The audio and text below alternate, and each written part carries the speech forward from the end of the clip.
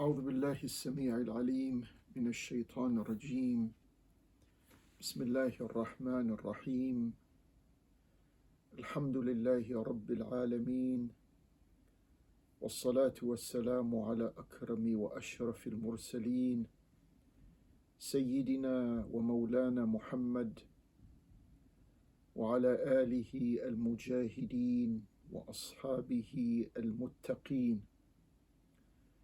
Dear brothers, dear sisters, a Jumu'ah Mubarakah to you all. And before that, the greetings of peace, serenity, and tranquility on this blessed day. Assalamu alaikum wa rahmatullahi wa barakatuh. And may Allah subhanahu wa ta'ala, we have just experienced this week a humanitarian tragedy in the geographical areas of Turkey and Syria. Rather, Turkey and Syria. And our hearts go out to those families and individuals who have been affected by this. Either they have become deceased or disabled or displaced or dispossessed. May Allah subhanahu wa ta'ala have the other Muslims everywhere else in the world have their hearts at least flock to these bereaved and aggrieved families and communities in that particular area. Of course, there's been some reports saying that this is a type of warfare. There's a type of technology that can trigger tectonic plates of the earth, make them shake and move, thereby resulting in serious tremors, earth tremors, and earthquakes. The jury is not back yet on that particular theory, but whatever the case may be, our dua remains in that part of the world. And this reminds us of other parts of the world where other communities, Muslims and mustadafeen, are suffering circumstances that only Allah subhanahu wa ta'ala can relieve them, provided we are committed to the will of Allah Jalla wa ala. Okay, this week we will continue with shedding light on the kuffar and the munafiqeen that were exposed when the Quran was being revealed in the Arabian Peninsula, particularly in Mecca and Al-Hijaz. This week we are going to be top heavy on explaining some ayat in the Quran that expose the nature of those who are enemies of Allah, His Prophet, and the sincerely committed Muslims. The first ayah is from Surat alBaqarah. The ayah says, إن الذين كفروا سواء عليهم أأنذرتهم أم لم تنذرهم لا يؤمنون ختم الله على قلوبهم وعلى سمعهم وعلى أبصارهم غشاوة ولهم عذاب عظيم. These are ayat number 6 and number 7 of Surah Al-Baqarah. As a quick overview here, the first ayah in Surah Al-Baqarah up to ayah number 5 speak about a category of people, al-muttaqeen. These two ayat speak about another category of people, and those are al-kafirin.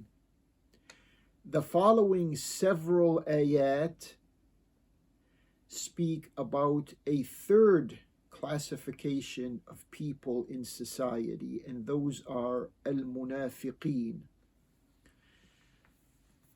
These two ayat that I just mentioned, ayah number 6 and 7 in Surat alBaqarah, these two ayat say to us,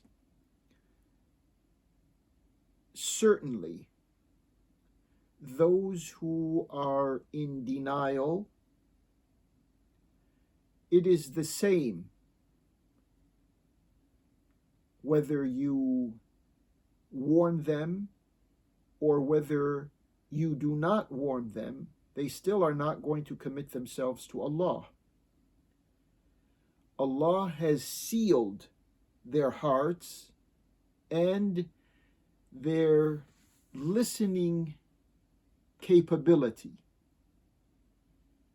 And there is a veneer, a film over their vision. And for them shall be a tremendous suffering.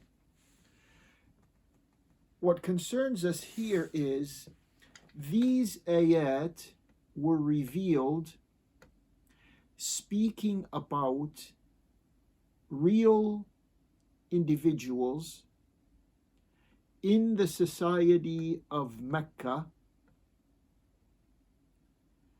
and these real individuals had names.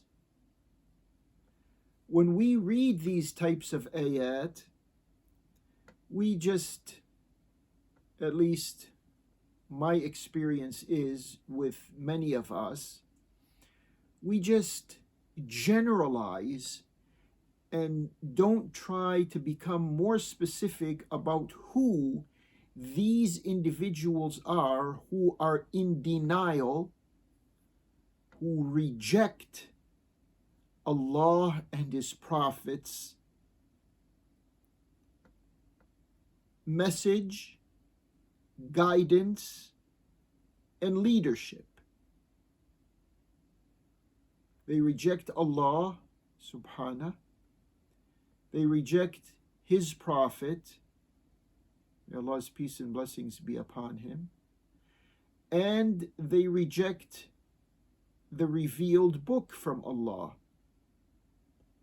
this Quran that we have. It doesn't occur to us to ask ourselves, who are these individuals that this ayah is speaking about?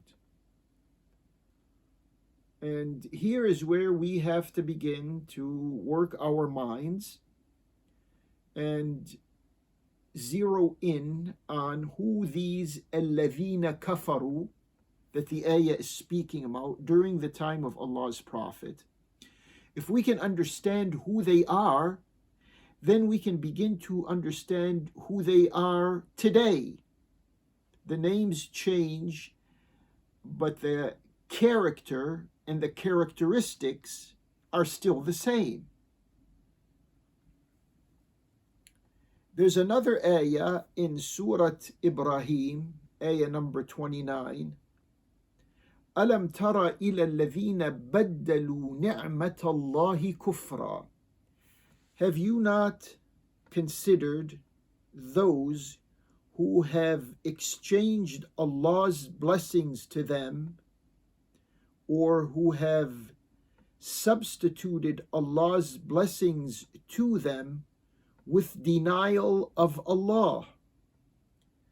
وَأَحَلُّوا قَوْمَهُمْ دَارَ الْبَوَارِ. And they have relocated, or they have settled their own society in a domain of ruin. جَهَنَّمَ يَصْلَوْنَهَا وَبِئْسَ الْقَرَارِ. It's going to be hell that they are going to suffer in extreme temperatures of it. And what an awful place to settle in. These ayat were revealed. Go back to the tafsirs of your choice, and because the Umayyas have done a job on trying to omit the individuals, the decision makers, the chiefs that are intended in these ayat, but just use your common sense and think for a moment, who are the individuals these ayat are speaking about? Are they unknowns? Is Allah subhanahu wa ta'ala revealing to us ayat about personalities that we don't know? And of course, that's not the case. He's revealing to us these ayat about social figures that were well known when these ayat were revealed, but are virtually unknown to the Muslims today. And the reason why there is this shift from knowing who these people were when these ayat were revealed to not knowing them, even though we recite these ayat, not knowing them today. Because what's going to happen is we are going to discover that these individuals were the leaders, the commanders, the policymakers, the decision makers of the wars against Allah's Prophet. Badr, Uhud, particularly Al-Ahzab, there were people who were rejecting all the way to from theory and arguments, rejecting Allah and His Prophet all the way to the battlefield.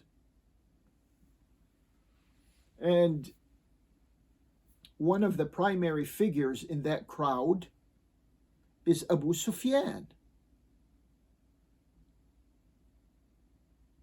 Of course, some of them were killed in these battles, but some of them lived on.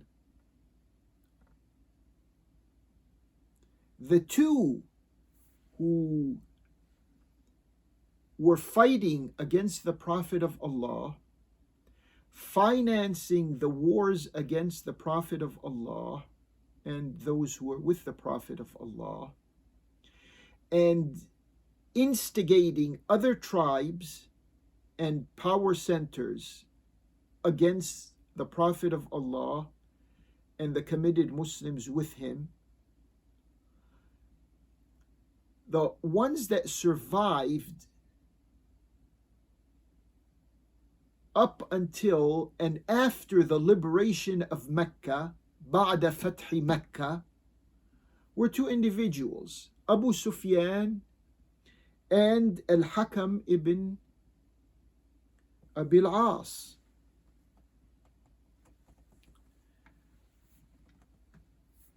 Some of the Muslim speakers, they try to forward excuses that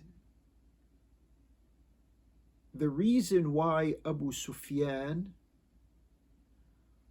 survived all of these years of opposition to the Prophet was for the purpose of him becoming a Muslim.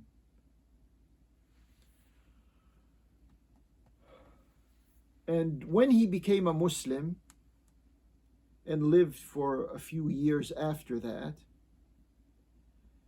they these types of misinformed and misinforming speakers, they want us to believe that those few years after Abu Sufyan and Al-Hakam ibn Abil As, after they became Muslims, they became Sahaba. They became honorary Muslims. As if these ayat that Allah subhanahu wa ta'ala was revealing to us about them, which describes them in their hostility to Allah's Prophet and in their future developments, activities. And that extends and becomes the undermining and the sabotage of the the legitimate successorship to Allah's Prophet, the Khilafah. I will go to Surat Ali Imran, ayat in Surat Ali Imran, that further expose these hardcore enemies of bloody and long years of a war against Allah and His Prophet. وَلَا يَحْزُنْكَ الَّذِينَ يُسَارِعُونَ فِي الْكُفْرِ إِنَّهُمْ لَنْ يَضُرُّوا اللَّهَ شَيْئًا. Allah Jalla Sha'nuhu is saying to the Prophet, don't be saddened, don't be grieved by those who are accelerating their objection and their rejection of you. لا يحزنك الذين يسارعون في الكفر إنهم لن يضروا الله شيئا. Indeed, they will not harm Allah by any measure. يريد الله ألا يجعل لهم حظا في الآخرة. Allah intends for them not to have a fortune in the final life. وَلَهُمْ عَذَابٌ عَظِيمٌ. And they shall have tremendous torment. إِنَّ الَّذِينَ اشْتَرَوُا الْكُفْرَ بِالْإِيمَانِ لَنْ يَضُرُّوا اللَّهَ شَيْئًا. Those who have exchanged their iman for kufr, they will not harm Allah by any degree. وَلَهُمْ عَذَابٌ أَلِيمٌ. And for them there shall be a painful punishment and torment. وَلَا يَحْسَبَنَّ الَّذِينَ كَفَرُوا أَنَّمَا نُمْلِي لَهُمْ خَيْرٌ لِأَنفُسِهِمْ. Those who are in denial of Allah, they deny Allah's authority, they deny Allah's power, should not consider granting them an extension of time or an extension of life. They should not consider that to their benefit. إِنَّمَا نُمْلِي لَهُمْ لِيَزْدَادُوا إِثْمًا. We extend this lifetime for them so that their offenses increase. وَلَهُمْ عَذَابٌ مُهِينٌ. And they shall have a punishment and a torment that is humiliating.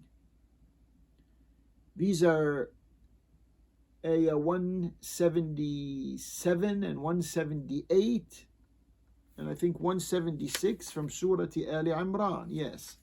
176 through 178 from Surat al-Imran. So Allah subhanahu wa ta'ala is speaking about these individuals who have an established record of shedding the blood of innocent Muslims for over 2 decades, along with the financial, the economic, the social, and the psychological hardships they inflicted on the nucleus Islamic community in Mecca and then in Al-Madinah. Don't have some featherbrain come along and say, oh, they became Muslims. If you read carefully, please, the Quran, sometimes people read it very fast. Anyways, and then they don't absorb the pertinent meanings of these ayat. Read the beginning of Surat alBaqarah, those 3 categories of people, al-muttaqeen, al-kafirin, al-munafiqeen. After Allah speaks about the kafirin, the ayat go into detail, delineating for us the double character, the hypocrisy, the dual and multiple loyalties of the munafiqeen, who outwardly have become Muslims. In the legal sense, they are citizens of an Islamic authority, and ritualistically, they go to the masjid and they join the other Muslims in their salah, but in their hearts, in the deepest recesses of their psychology, they are opposed to Allah's authoritative power and powerful authority. They are opposed to that. وَإِذَا خَلَوْا إِلَى شَيَاطِينِهِمْ, Allah is speaking about these munafiqeen. وَإِذَا خَلَوْا إِلَى شَيَاطِينِهِمْ قَالُوا إِنَّا مَعَكُمْ إِنَّمَا نَحْنُ مُسْتَهْزِئُونَ. If they are in privacy with their satanic counterparts, and here their satanic counterparts are those who had the clout and influence in Arabia. They had the finances and they had the wherewithal. The Yahudi community of Bani Qaynuqa, Bani Nadir, and Bani Qurayza. وَإِذَا خَلَوْا إِلَى شَيَاطِينِهِمْ قَالُوا إِنَّا مَعَكُمْ. They say to them, but in fact we are with you. إِنَّمَا نَحْنُ مُسْتَهْزِئُونَ. We are very light Muslims. We are not serious about our commitment to Allah and His Prophet. This ayah, if we were to understand it in the real world today, we will see how these people who are governing over Muslims in 50 plus Muslim countries, when they meet with their satanic superiors, be they in the US or in Europe or particularly in Israel, they say, but we are with you. See, this is where Bani Israel and Bani Umayyah have finally found common cause for all of us to see. And they do this with the fanfare of an Abrahamic commonality. If there was an Abrahamic commonality, then why, if Muslims had some integrity in their minds, they would ask him, then why are the descendants of Ishmael, according to your Abrahamic scripts that you claim are authentic, why are we illegitimate? Why are we goyim? Why is Isa ibn Maryam described in the most awful and ugliest and demeaning sense? Why was the Prophet of Allah, the last Prophet of Allah, why was he your target in the alliance you had with the mushrikeen of Mecca?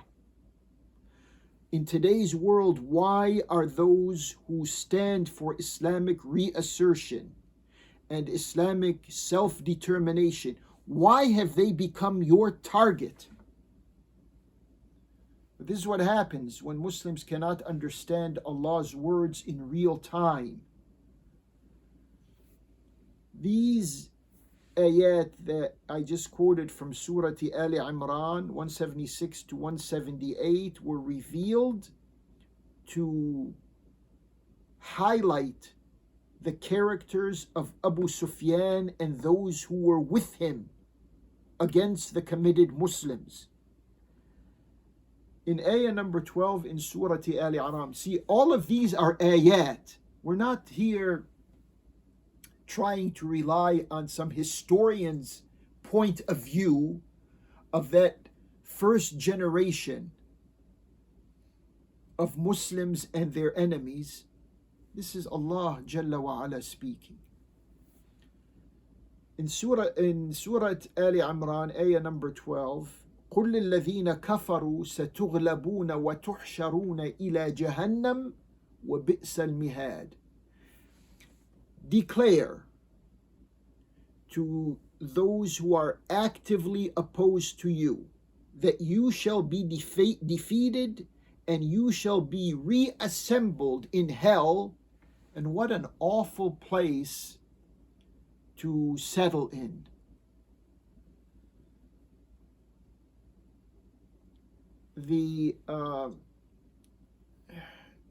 Those who have crippled minds among the Muslims, they have degrees up on the walls, degrees that were given to them by status quo institutions that marginalize Allah and His Prophet, but prioritize those who have military power or have financial resources. They understand this ayah was revealed concerning alladhina kafaru in the time of the Prophet. Satughlabun. Allah is saying, you will be defeated.